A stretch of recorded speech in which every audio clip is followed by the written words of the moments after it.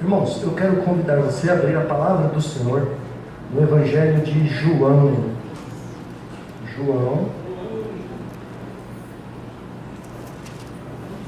Capítulo 6.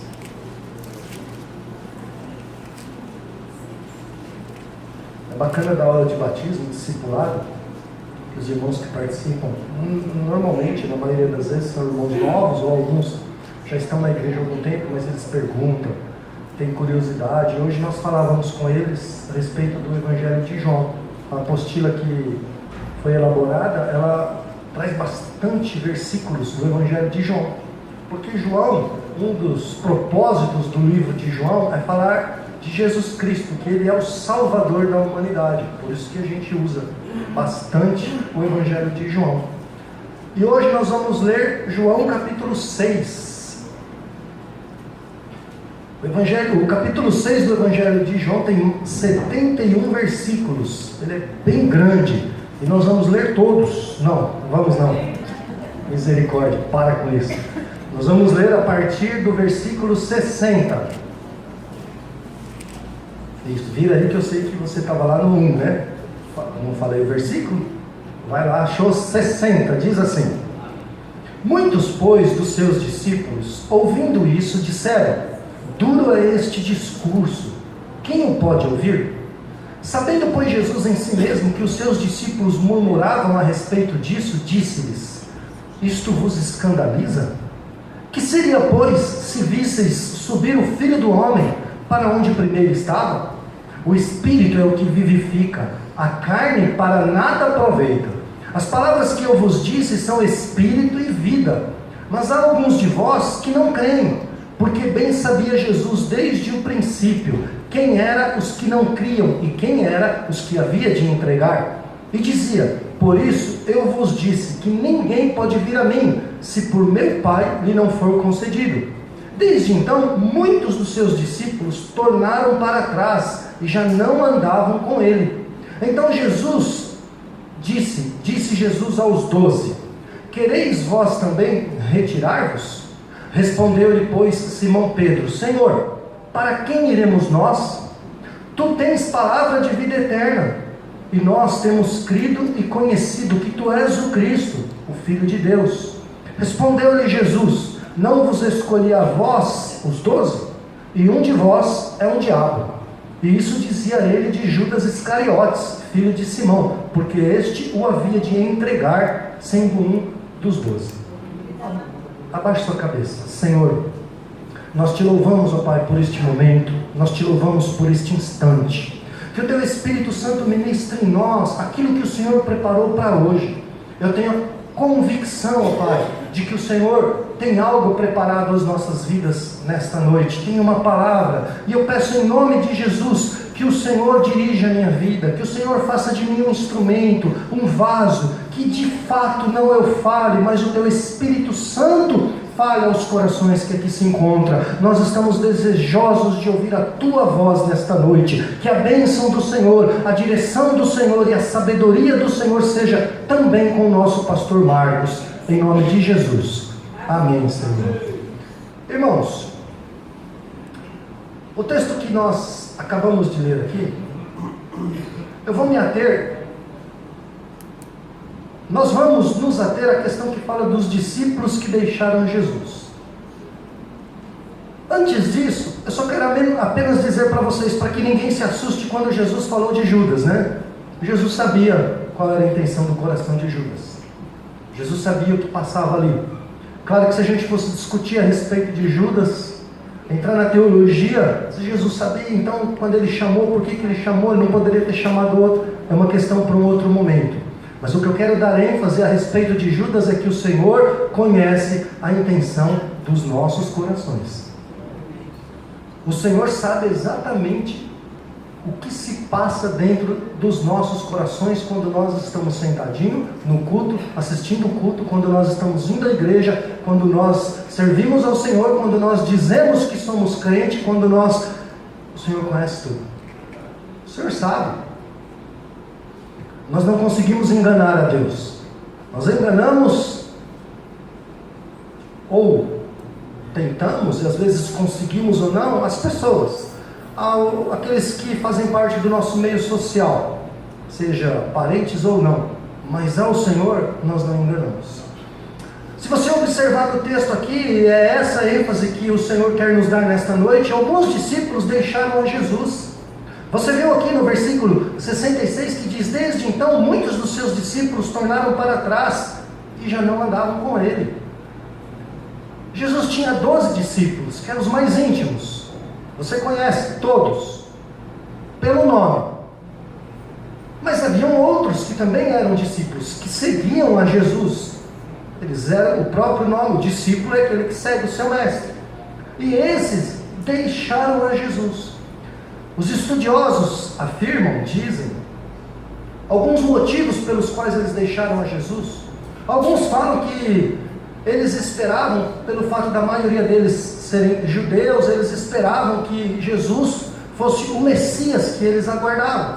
Aquele que viria como um rei político, um rei humano, aquele que iria livrar Israel, um governador, um prefeito, um presidente, de uma forma ilustrativa, para melhor entendimento, que politicamente iria resolver a questão. E quando eles começaram a perceber que Jesus não veio para isso, muitos o abandonaram, muitos o deixaram. Outros afirmam que alguns desses discípulos deixaram a Jesus porque estavam abismados com os milagres que Jesus fazia, estavam impressionados com os milagres que o Senhor, e era para se impressionar mesmo, na verdade. Ele curava, o paralítico começava a andar, o surdo começava a ouvir, o mudo a falar. Ele multiplicou alguns textos aqui para trás, logo aqui no Evangelho de João mesmo, você vai ver que Jesus multiplicou pães e peixes a uma multidão. Então era realmente de se impressionar com esses milagres. Mas alguns não entendiam que quando Jesus realizava os milagres, ele tinha propósitos muito específicos nesses milagres. E alguns começaram a fazer alguns pedidos muito egoístas ao Senhor. Claro que Jesus não iria atender. Claro que Jesus não ia fazer aquele milagre que ele queria. E talvez por isso alguns também o deixaram, segundo os estudiosos, segundo os teólogos. Uma outra corrente também afirma que muitos discípulos deixaram a Jesus porque Jesus enfatizava muito que o que salvava era a fé. Jesus dava ênfase ao coração, à alma, ao interior. E muitos desses discípulos estavam muito mais interessados nas obras, interessado em se esforçar para cumprir a lei, e cumprindo a lei, fazendo obras, ele seria salvo, porque ele era o certo, ele era o bonitão, ele sabia o que tinha que fazer. Agora essa história que Jesus vem e diz para todo mundo, não é através das obras, porque você tem, você pode fazer obra, você tem posse, você pode fazer, o outro que não tem, muito pouca obra ele pode fazer, então ele não vai ser salvo. Você vai, Jesus começou a falar, para com isso, não é nada disso, o que salva é a fé, o que salva é aquele que crê em Jesus Cristo, este vai ser salvo. Muitos desses também deixaram a Jesus, muitos desses que se diziam discípulos. Jesus, olhando isso, conforme o texto que nós lemos, irmãos, com Jesus não tinha meio termo não. Jesus, olhando que alguns discípulos iam embora, ele virou no versículo 67 e disse aos 12 que com ele estavam, aqueles mais íntimos. Jesus não deixava de falar o que ele tinha que falar. Ele virou e perguntou: quereis vós também retirar-vos? Agora é a hora. Jesus não falou isso, né? Mas assim, ó, aqui a situação é desse jeito. Estão contentes? Vocês querem ir embora? Vocês querem sair? Agora é a hora. Mais ou menos isso, né? Palavras minhas, né? Não está isso no texto. Mas Jesus foi muito objetivo, irmãos. A questão aqui era muito simples. Parece até que havia uma certa insensibilidade da parte de Jesus, né? Imagina Jesus olhar para os discípulos, ver que outros deixaram. Jesus vira para esses e pergunta: quereis vós também retirar-vos? Não, irmãos. Jesus não era insensível, não havia insensibilidade na pergunta de Jesus, havia sinceridade. A questão com Jesus era muito simples. Tem os que querem servir a Cristo e os que não querem, ponto. O Senhor não obriga nada. Pedro, mais do que rapidamente, Pedro respondeu. Respondeu não com uma resposta, mas não com uma afirmação, mas com uma pergunta. Pedro perguntou: para quem iremos nós? O apóstolo Pedro, irmãos, ele perguntou de uma maneira direta, de uma maneira honesta. E mais, ele não perguntou para ele, né? Presta atenção no que ele falou. Ele perguntou para Jesus: para quem iremos nós? Eu posso dizer que Pedro estava respondendo até mesmo por mim, até mesmo por você, por todos nós. Senhor, para quem iremos nós? Se a gente olhar hoje, fica a pergunta assim: para onde nós iremos quando a dor do pecado bater no nosso coração? Para onde nós iremos quando nós sentir necessidade de se arrepender de verdade? A gente desagradou o Senhor, a gente cometeu um pecado, sabe que Jesus não se agrada disso. Para onde nós iremos? Onde nós vamos encontrar consolo? Para onde nós iremos quando a morte bater na nossa família, no nosso lar, na nossa casa? Onde nós vamos encontrar consolo do Espírito Santo? Você consegue responder? Você consegue achar uma resposta? Para onde nós iremos quando as tempestades vierem sobre as nossas vidas? Quando as lutas bater na porta? Quando as dificuldades aumentar? Para onde, irmãos, nós iremos? Para quem nós iremos? Quando a angústia bater no coração, por algum motivo, a tristeza, você ficar angustiado, para quem nós iremos? Talvez aquela pessoa que nós mais amamos, um abraço dela vai ajudar, mas não vai ser o suficiente. Para quem nós iremos quando nós sentir aquele buraco, aquele vazio na alma, que só Jesus preenche? Não tem para onde ir. A questão é que muitos irmãos aqui rejeitaram o pão da vida. Sabe por quê? Porque eles queriam o pão para o corpo. Muitos aqui rejeitaram a Jesus porque eles queriam um benefício momentâneo, um benefício na hora para eles. Isso não é vida cristã. Vida cristã é andar com Jesus. Vida cristã não está atrelado a benefícios, ao que o Senhor pode ou não fazer, quer ou não fazer por nós. Vida cristã está junta, ela está atrelada a andar com Jesus, a seguir a Jesus, e quem segue não escolhe a direção. Vida cristã é seguir a Jesus e deixar Ele dirigir, deixar Ele conduzir. A questão chave aqui para as nossas vidas é: até que ponto, irmãos, nós estamos dispostos a seguir a Cristo? Até que ponto nós estamos dispostos a seguir a Jesus Cristo? Porque no texto que nós lemos, muitos não estavam, muitos o deixaram. Eu quero nessa noite fazer um paralelo entre a vida cristã e Israel, o povo de Israel, quando eles saíram do Egito. Você se lembra da história? Israel estava escrava no Egito. Egito representa um mundo onde nós éramos escravos, onde nós tínhamos uma vida de escravidão. 430 anos depois que Israel era escrava no Egito, o Senhor levanta um libertador, o Senhor levanta Moisés e coloca Moisés para ser o libertador de Israel, e diz para Moisés: eu vou libertar o meu povo, eu vou tirar o meu povo do Egito, e eu vou levá-lo para uma terra que mana leite e mel, eu vou levá-los para Canaã. Apocalipse capítulo 21 diz que o nosso Senhor Jesus, quando Ele voltar para buscar a sua igreja, Ele nos levará para um novo céu, para uma nova terra, para a nova Canaã, para a nova Jerusalém. Assim como Israel, o povo de Israel, nós também temos uma caminhada.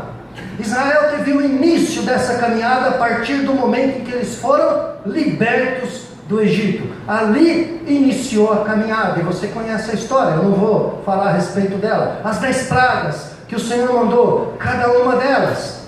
Faraó, então, depois das 10 pragas, decidiu: vai embora, eu liberto esse povo, deixa esse povo ir. Que alegria! Que festa! Você já conhece a história, você já leu, nós sabemos disso. Houve alegria, houve festa, eles se reuniram, e eu quero dar como destaque neste momento, irmãos, que aquele início de caminhada, aquela saída do Egito, a saída da escravidão, era um momento de bênção na vida do povo de Israel, era um momento de alegria, era um momento de festa. Eles estavam felizes, porque eles estavam deixando de ser escravos, eles iam para uma nova vida, eles iam em busca da cidade que o Senhor prometeu, de uma nova terra, da nova Canaã. Israel saiu do Egito rica, saiu enriquecida. A palavra de Deus diz no livro de Êxodo, capítulo 12, versículo 35, que eles levaram vasos de prata, eles levaram vasos de ouro, eles levaram vestes, ovelhas, vacas, tudo isso no deserto. Eles saíram abençoados a tal ponto que no momento da saída deles, o próprio faraó disse assim para eles: vai e abençoa a mim também.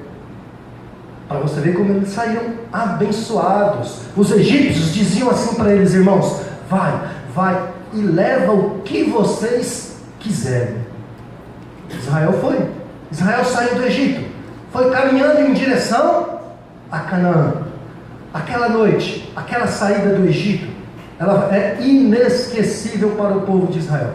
Ela foi tão inesquecível, irmãos, que até os dias de hoje, tem judeu comemora, que se lembra dessa passagem bíblica e agradece a Deus pela libertação do Egito, pela libertação de Israel, para você ver a importância que eles dão até os dias de hoje. Quando eles saíram, foram para o deserto, era o início da caminhada. A palavra de Deus diz que o Senhor colocou diante deles uma nuvem que ia de dia, uma coluna de nuvem, para os protegerem, para dar a direção, e à noite uma coluna de fogo também, para proteger, para dar a direção e para iluminar. No início da caminhada é assim, não se dá um passo sem que não seja pela direção de Deus. No início da caminhada não se sai de casa, nem para ir na padaria, sem falar com Deus.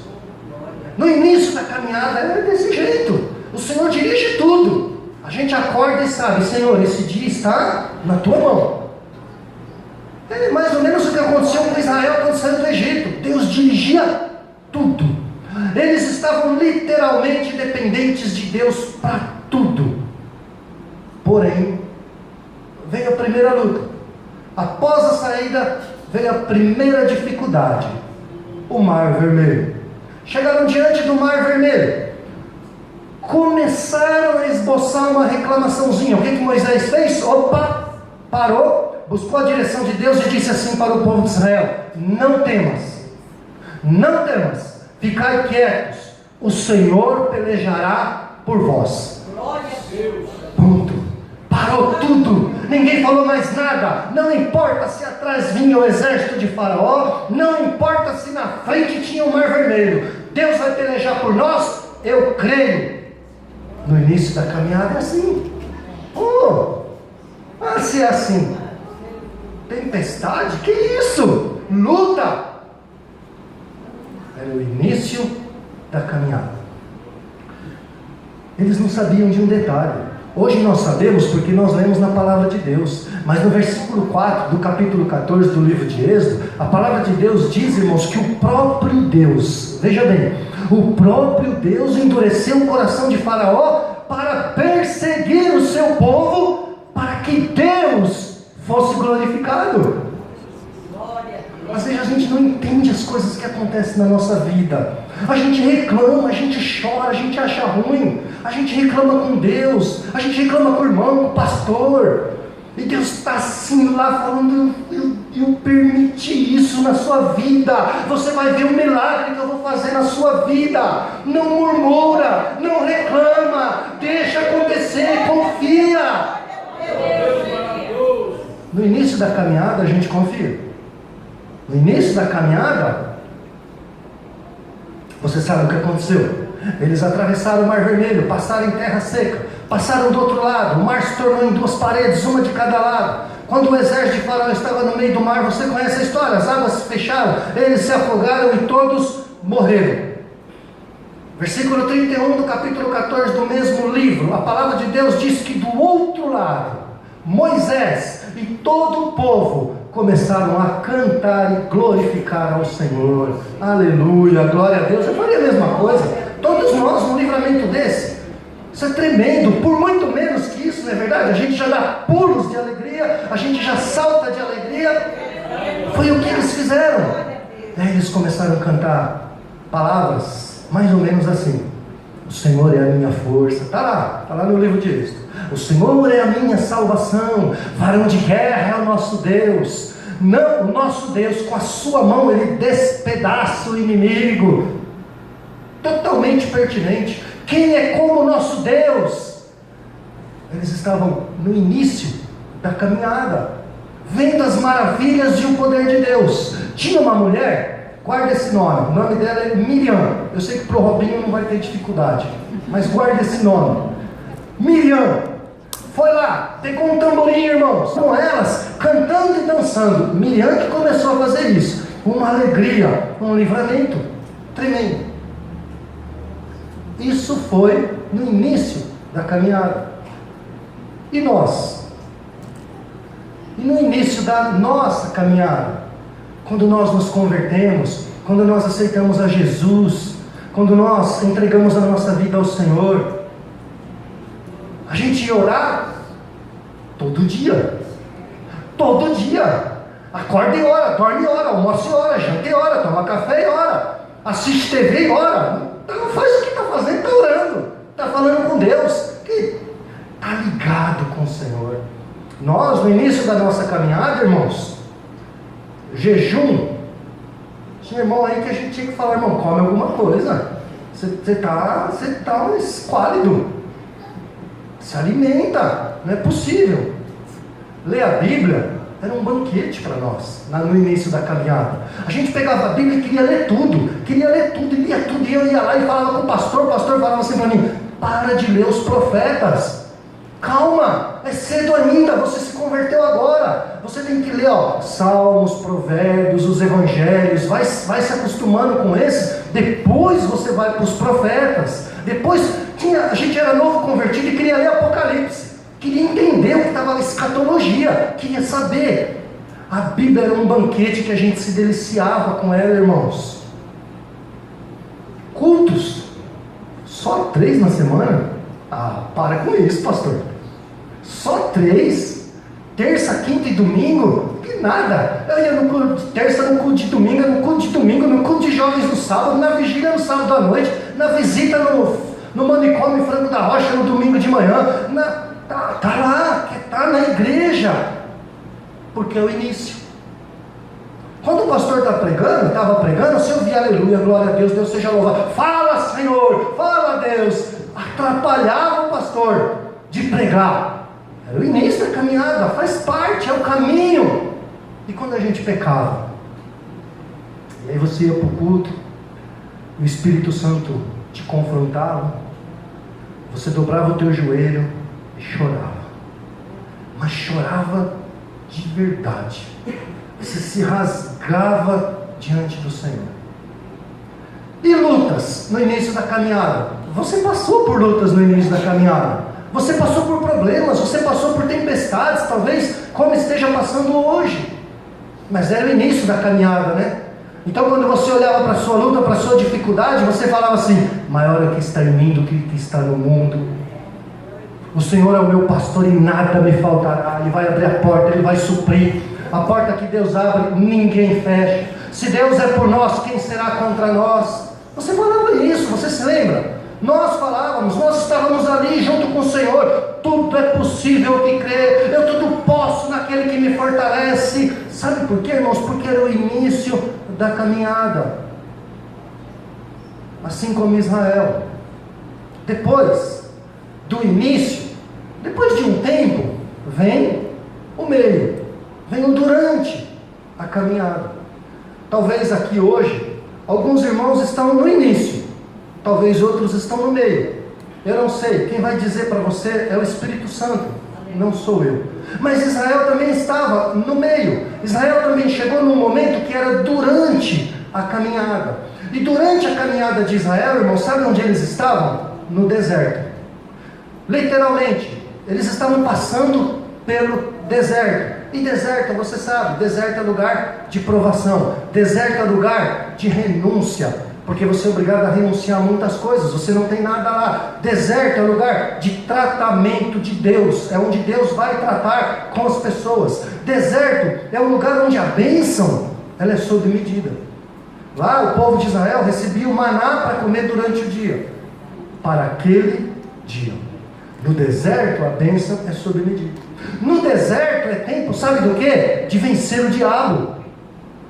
Foi isso que Jesus fez no deserto, onde ele venceu o diabo. No deserto é tempo, irmãos, de nós vencermos a nós mesmos, ou a si mesmo. É um local onde nós vamos aprender a renunciar os desejos da nossa carne. É um lugar onde a gente vai aprender a abrir mão de muitas coisas. É um local onde Deus vai estar tratando intimamente com cada um de nós. No deserto, a água é amarga. Foi isso que o povo de Israel passou no primeiro momento que eles estiveram sede. No deserto, foi lá no deserto que o povo de Israel teve a primeira batalha contra os amalequitas. No deserto é onde Deus trata. E o povo de Israel, enquanto eles estavam nesse deserto, quase chegando em Canaã, quase chegando na cidade que o Senhor havia prometido para eles. Lembra de Miriam? Aquela que pegou o tamborim e dançou, festejou, cantou com alegria, porque estava no início da caminhada. Começou a se rebelar com Moisés, começou a achar ruim com Moisés. Aqui no meio da caminhada, além de Miriam, outros 10 espias também começaram a se rebelar, porque eles foram espiar a terra prometida e viu que lá tinha gigantes. Eu pergunto para você, o que são gigantes diante de um Deus que abriu o mar vermelho e afogou o exército de Faraó? Por que então agora eles estavam preocupados com gigantes? Porque eles estavam no meio da caminhada, porque o início ficou para trás, o primeiro amor ficou lá atrás, aquele desejo ardente, aquela vontade de estar intimamente com o Senhor, aquela vontade de se relacionar com Deus, que o Senhor é o bem maior, é o amor maior, estava diferente. Até mesmo esses espias, eles chegaram a dizer que era melhor que eles morressem no Egito, era melhor que eles morressem no deserto. Mal agradecidos, são literalmente mal agradecidos, esqueceram de tudo que o Senhor havia feito por eles no passado. E nós, irmãos, continuando com esse paralelo, povo de Deus, povo de Israel, e nós, como nós estamos no meio do caminho? O motivo de nós seguirmos ao Senhor é pelo pão terreno que Ele nos dá, ou é pelo pão celestial que Ele nos dá? O motivo de nós seguirmos ao Senhor é pelas bênçãos, é pelo que Ele faz por nós nesta terra, é pelos livramentos, ou é porque Ele nos deu a salvação, é porque Ele quer que nós sejamos salvos, ou nós almejamos chegar na nova Canaã, na nova Jerusalém? Qual o motivo de nós seguirmos a Jesus? Algumas pessoas podem dizer, né? Mas a minha luta não tem fim. Isso não é motivo. Algumas pessoas podem dizer, mas Deus não tem respondido a minha oração. Isso não é motivo. Deus não curou, eu pedi para que Deus curasse uma pessoa e Deus não curou. Isso não é motivo. E eu vou te dizer, não existe motivo para desanimar. Não existe motivo para servir a Deus relaxadamente. Me dá um motivo. Prove para mim que nós, humanos, seres humanos, servos de Deus, que começamos o início da caminhada com todo amor, com toda força, toda vontade, todo o desejo de servir ao Senhor, de ser fiel, de cumprir as suas palavras, de orar, jejuar, se consagrar, ler a Bíblia. Por que isso se vai? Por que isso diminui? Por que isso parece que corre como água no meio das nossas mãos e a gente fica só com aquele pinguinho de água? Ou então, quando muito, com a mão úmida para orar, para buscar o Senhor?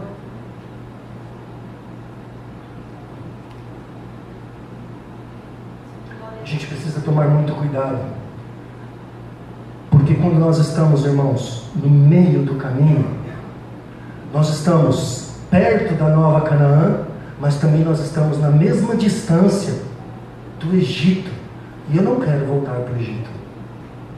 Eu não estou dizendo aqui que tem pessoas que estão querendo voltar para o mundo.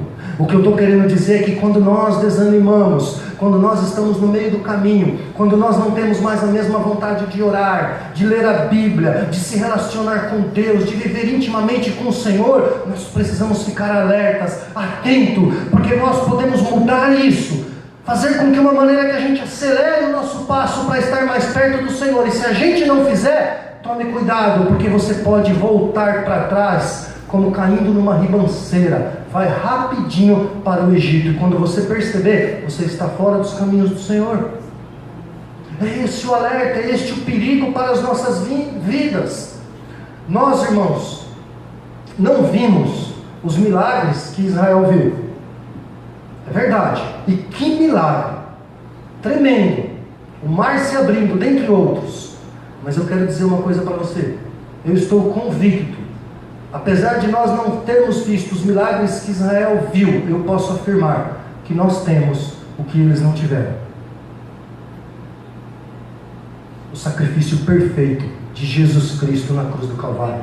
Nós estamos vivendo no tempo da graça, nós temos acesso direto ao Pai, nós entramos no Santo dos Santos, nós cantamos hoje aqui, nós temos acesso, nós dobramos o nosso joelho e falamos com o Senhor, nós dobramos o nosso joelho e o Senhor nos ouve.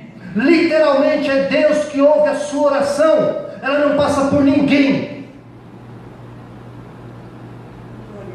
Eles não tinham a palavra de Deus, nós temos.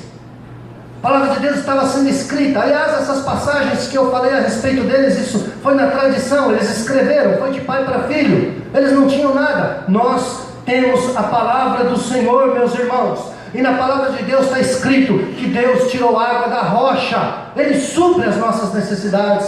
Na palavra de Deus está escrito que 3 homens andaram na fornalha e nenhum se queimou. Não tema, veja os milagres que o Senhor fez. A palavra de Deus diz que Deus alimentou um profeta, um pássaro trazia alimento para o profeta. Você está preocupado com o que em relação ao dia de amanhã? Porque você fica tão aflito achando que Deus não está olhando para você em relação ao dia de amanhã? Confia no Senhor, olhe para a palavra de Deus, olhe para o que o Senhor fez. Você sabe que hoje é impossível, humanamente falando, uma idosa gerar filhos. Você sabe disso?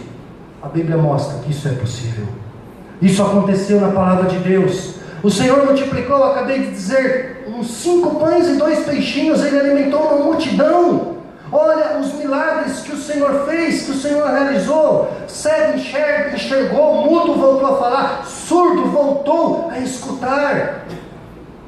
Em Isaías 43, versículo 11, o Senhor diz assim: eu sou o Senhor, e fora de mim não há salvação, diz o Senhor. Para quem iremos nós? Para quem iremos nós, se o Senhor diz: eu sou o Senhor, e fora de mim não há salvação? Para quem, irmãos, iremos nós? Não tema o dia de amanhã. Não olhe para a sua luta, não olhe para o seu problema, não olhe para a sua dificuldade, não desanime, não pare de orar. Se você está no meio do caminho, os problemas estão acontecendo e você está deixando as coisas acontecerem, deixando cada dia levar, cada dia passar, basta o seu dia, o seu mal, toma posição. O Senhor só pode ser glorificado na sua vida se você tomar posição em relação a esse problema, a essa dificuldade, a essa luta. E qual a posição que você tem que tomar? Aquela do início da caminhada. Orar, buscar direção, se relacionar com Deus, estar firme com o Senhor. Tome muito cuidado com o início da caminhada. Nós só temos uma opção, irmãos: servir ou servir. Nós não temos outra opção. Alguém pode dizer assim: não, nós temos 2 opções, servir ou morrer. Não, para mim não existe a outra opção. Ou eu sirvo ao Senhor, ou eu sirvo ao Senhor. E eu creio que você também vai fazer isso. Eu creio que você também pensa desse jeito. Eu creio que dentro do seu coração a única opção é servir e servir ao Senhor. Se Ele não fizer, irmãos, continua confiando, continua seguindo a Jesus. Se Ele fizer, siga Jesus. Se Ele não fizer, siga Jesus. Se Ele te der a bênção, siga Jesus. Se Ele não te der a bênção, continue seguindo a Jesus. Não é jargão, mas eu quero te convidar a abrir a sua Bíblia no livro de Abacuque. Eu poderia citar o versículo, mas eu quero ler, porque tem pessoas que acham que é jargão. Está escrito na Bíblia, na palavra de Deus, e eu não quero fazer disso um jargão. Eu quero que você leia o texto comigo. Abacuque, você está em João, volta um pouquinho para trás, abre a tua Bíblia, se ela estava fechada no livro de Mateus, e volta um pouquinho para trás de Mateus. Você vai passar por ali Malaquias, Sofonias, Ageu, Zacarias, você vai achar Abacuque, ali no livro de Abacuque, capítulo 3. Você fala assim: o rico, o jovem rico, deixou de servir ao Senhor, porque o Senhor pediu que ele abrisse mão das suas riquezas. Não importa o que aconteça na sua vida, não deixe de seguir a Jesus, não deixe de confiar. Abacuque, capítulo 3, versículo 17 diz assim: porquanto, ainda que a figueira não floresça, nem haja fruto na vide, o produto da oliveira minta, e os campos não produzam mantimento, as ovelhas malhadas sejam arrebatadas, e nos currais não hajam vacas, todavia eu me alegrarei no Senhor, e exultarei ao Deus da minha salvação. Seguir a Jesus é seguir em todo tempo, em todo momento, em toda hora, em todo instante. Não importa o que aconteça, eu servirei ao Senhor. Existe uma perspectiva equivocada, uma perspectiva errada de cristianismo, irmãos. Uma perspectiva ilusória de esperar coisas agradáveis apenas nesta terra. As pessoas se convertem e ela acha que não haverá tribulação, ela acha que ela não vai passar por luta, ela acha que ela não vai passar por dificuldades. Ora, eu acabei de ler com vocês, você acabou de ver comigo, que foi Deus quem permitiu, foi Deus quem fez com que o exército de Faraó perseguisse ao próprio povo, para que o povo glorificasse o nome do Senhor. É possível sim que as coisas aconteçam na nossa vida, mas tem pessoas que acham que servir ao Senhor você vai ter uma vida sempre de bem-estar, uma vida de conforto. Há um cristianismo que foca no hoje, que foca no ter, no possuir, no conquistar.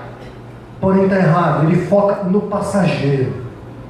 Ainda que Deus abençoe, ainda que Deus te abençoe, te prospere, que você conquiste, porque eu creio que Deus faz isso também. Há propósitos no coração de Deus, e Ele permite com que pessoas sejam abençoadas e prósperas, e eu creio que você pode ser uma dessas. Porém você não pode pôr isso como principal na sua vida. Você não pode ter a perspectiva de que isso é ser cristão, de que isso é seguir a Jesus. Isso não é seguir a Jesus, isso é uma prerrogativa do Pai para as nossas vidas. Ele concede, Ele abençoa, mas a perspectiva, isso não é fundamento da fé, irmãos. A perspectiva correta na qual a nossa fé tem que estar fundamentada é a formação do caráter cristão, porque é o caráter cristão que nos levará até o final, até a nova Canaã, a nova Jerusalém, a terra prometida. Aquele que não tiver o caráter cristão não vai conseguir. A perspectiva correta do cristianismo é ser. Ela foca no interior, ela foca no que é eterno. Eu tenho para mim que a maior experiência do cego de Jericó não foi ele passar a enxergar, mas foi a salvação que ele encontrou, foi ter encontrado o Salvador. A palavra de Deus diz que Jesus ia passando e ele gritou: Filho de Davi, tem misericórdia de mim. Pronto, irmão, chamou a atenção de Jesus. Sabe por que chamou a atenção de Jesus? Diferente daqueles discípulos que viam só os milagres de Jesus, o cego, antes de mais nada, ele enxergou em Jesus o Messias, o Salvador, aquele que leva o caminho da eternidade, porque o filho de Davi, a Bíblia diz que da genealogia de Davi viria o Messias, e ele reconheceu que Jesus era o Messias. Ora, para Jesus estava resolvido. O que mais aquele cego queria? O que importava na vida dele era a salvação. Jesus então olhou para ele e perguntou: o que queres que eu te faça? Mais ou menos assim: você já encontrou? Você encontrou a salvação, você reconhece que eu sou o Messias, mas tudo bem, você me chamou, o que queres que eu te faça? Que eu veja, Senhor. Jesus disse: vai, a tua fé te salvou. Ele encontrou a salvação e passou a enxergar. Você, meu irmão e minha irmã, reconheça o Messias na sua vida em primeiro lugar, reconheça o Salvador na sua vida em primeiro lugar, reconheça que Ele vai te levar para Nova Jerusalém. Depois, peça para Ele: Senhor, que eu veja. Senhor, abençoa o meu trabalho. Senhor, dá-me sabedoria lá na empresa. Senhor, se eu puder, eu quero, prospera a minha vida para que eu possa dar um conforto para a minha família, para que eu possa cuidar bem da minha família. Porque Jesus vai olhar e vai dizer para você: seja feita, a tua fé te salvou, vai, resolve esse problema, abençoa, prospera, seja próspero, porque você já reconheceu que Ele é o Messias. Mas não inverta as coisas, não inverta, não coloque essas coisas em primeiro lugar, é Jesus em primeiro lugar. Nós precisamos ficar atento que tudo, irmãos, tudo que Jesus fez por nós nesta terra, tirando neste momento a salvação, tudo mais que Ele fez por você, todas as orações que Ele respondeu, tudo isso é secundário. O principal que nós precisamos reconhecer em Jesus, o prioritário, é a salvação da nossa alma. Esse é o primeiro lugar. Gálatas 2:20 está escrito: já estou crucificado com Cristo, e não mais vivo eu, mas Cristo vive em mim. Isso é ter o caráter de Cristo. Isso é ser moldado à imagem e semelhança do Senhor. Você está no meio do caminho, como o povo de Israel estava. Nós estamos no deserto. Quando você tem o caráter de Cristo, quando o seu caráter está sendo moldado ao igual ao caráter de Cristo, certamente, como Cristo venceu no deserto, você também vai vencer. Em nome de Jesus, você também vai vencer. Assim como Israel teve o início da caminhada, nós também tivemos. Eles passaram pelo meio do caminho, muitos de nós estamos passando, estamos nessa trilha, nessa jornada. Depois vem a chegada. Por fim, o povo de Israel estava chegando, irmãos, quase entrando na terra prometida. Eles já estavam, você se lembra, os espias se rebelaram porque eles foram espiar a terra e viram gigantes. Agora eles estavam pertinho, pronto para entrar, e por rebeldia, por falta de fé, por murmuração, por ter perdido a visão, eles passaram mais 40 anos no deserto.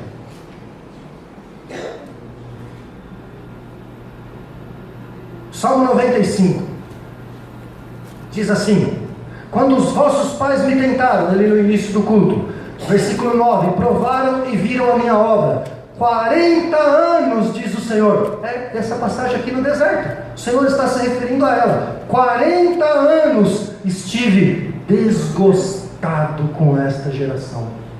Isso é sério, irmãos. É Deus dizendo. E disse: é um povo que erra de coração e não tem conhecimento dos meus caminhos. Por isso jurei na minha ira que não entrarão no meu repouso, disse o Senhor. Eu não quero que o Senhor se desgoste de mim. Não quero, irmãos. Não quero. Porque foi por causa disso que Israel passou 40 anos no deserto. Eu não quero. Eles chegaram na terra prometida. Eles estavam olhando, Canaã estava lá na frente. Lembra de Miriam? Aquela que pegou o tamborim no início, feliz? Aquela que se rebelou no meio? Agora, ela não entrou em Canaã. Ela ficou de fora.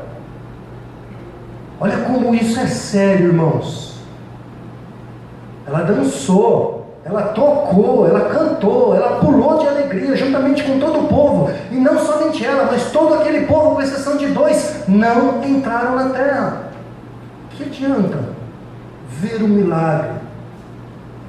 Que adianta ser canal, levar vidas a Cristo, cantar na igreja, pregar na igreja, ir na igreja e não entrar em Canaã? Fala para mim. Isso é sério. Isso Isto é muito sério. Nós precisamos ficar atentos. Eu não quero nada do Senhor, não quero cantar, não quero pregar, não quero fazer nada. Eu quero entrar em Canaã. Eu quero entrar na Nova Jerusalém. Eu quero ir para a igreja do Senhor. É para lá que eu quero ir. Para a Nova Jerusalém, a Jerusalém celestial, irmãos. Mas só vai entrar lá quem segue a Cristo, quem coloca Cristo em primeiro lugar. No livro de Lucas capítulo 13, a palavra de Deus diz que Jesus chorou por uma cidade. Jesus chorou por Jerusalém, uma cidade que ele amava como ele ama cada um de nós, a cada um de nós como ele amava essa cidade. A palavra de Deus diz que a cidade que eles não receberam, Jesus queria reunir o povo de Jerusalém como a galinha reúne os seus pintinhos debaixo da asa, para proteger, para guardar. Eles não quiseram. Ao invés disso, ao invés de receberem o pão da vida, eles rejeitaram, eles mataram o próprio Jesus Cristo. Um lugar que deveria inspirar adoração, irmãos, dispensou os cuidados de Deus. Que nós não venhamos a fazer o mesmo, como Jerusalém fez. O Senhor está de braços abertos para nós. Nós não podemos dispensar o Senhor com nossas palavras, com nossas atitudes, com nossos gestos. Nós não podemos dispensar o Senhor com os pensamentos que vêm em nosso coração, com aquilo que a gente deixa entrar em nosso coração. Nós não podemos fazer como Israel fez, irmãos. Nós não podemos fazer. Tem uma ilustração. Até usaram ela errado, estão usando nesse momento de política, estão usando até versículo bíblico, passagem bíblica, ilustração bíblica, tudo para justificar várias, enfim, não é esse o meu objetivo, mas eu quero usar a ilustração no contexto correto, no contexto certo. E ela diz assim, que uma certa vez tinha um cavalo amarrado numa árvore, um demônio foi lá e soltou o cavalo. O cavalo foi numa horta dos camponeses vizinhos e comeu toda a horta. A mulher do dono do camponês, vendo isso, foi lá e deu um tiro no cavalo, matou o cavalo. O dono do cavalo, ao ver o cavalo morto, ficou com raiva, pegou um revólver, foi lá e atirou na mulher. O marido da mulher que estava fora, quando ele voltou, chegou na casa dele, viu, encontrou a sua mulher morta, ele foi lá e matou o dono do cavalo. Os filhos do dono do cavalo, quando viram isso, foram lá e botaram fogo na fazenda dos camponeses. Os camponeses, em represália, foi lá e matou o filho. Aí perguntaram para o demônio, o que você fez? Ele falou assim, nada, só soltei o cavalo. Sabe o que a gente aprende com isso, irmãos? Não faça como Israel fez. Não faça como aqueles que abandonaram a Jesus. Sabe por quê? Às vezes o diabo está preparando algo para você bem pequenininho e você não percebeu isso ainda. Você não se atentou a isso ainda. Qual o problema de eu não ler a Bíblia? Então, qual o problema de soltar o cavalo? Qual o problema de eu ir de vez em quando na igreja? Qual o problema de eu não orar? Então, o diabo só soltou o cavalo. Tome cuidado, abra os teus olhos. À noite hoje, o Espírito Santo fala assim, fica atento, você não está percebendo, mas tem coisas pequenininhas acontecendo ao seu redor, que pode acontecer uma tragédia com a sua vida espiritual. Você precisa abrir os teus olhos para a sua vida espiritual. Não sou eu, não é, ninguém vai cuidar da minha vida espiritual.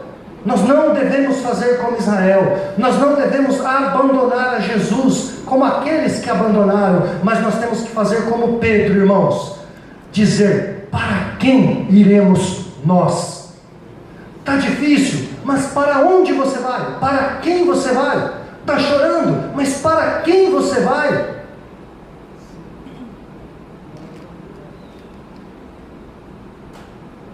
A palavra de Deus diz que Jesus não dispensa os seus seguidores. Se você olha no texto que nós acabamos de ler, ele dispensou alguém? Ele perguntou, e vocês? Querem ir também? Ele não dispensa. São os seus seguidores que vão embora. São os seus seguidores que o deixam. Eu quero te convidar nesta noite que você possa escolher nesta noite servir ao Senhor. O Senhor nos perdoa, o Senhor nos aceita, o Senhor tem as mãos estendidas para nós, o Senhor tem os braços estendidos para nós. Eu quero que nessa noite nós possamos decidir, irmãos, seguir a Cristo. E quem segue a Cristo não escolhe a direção. Eu quero te convidar a se colocar de pé. Eu gostaria de convidar o Ministério de Louvor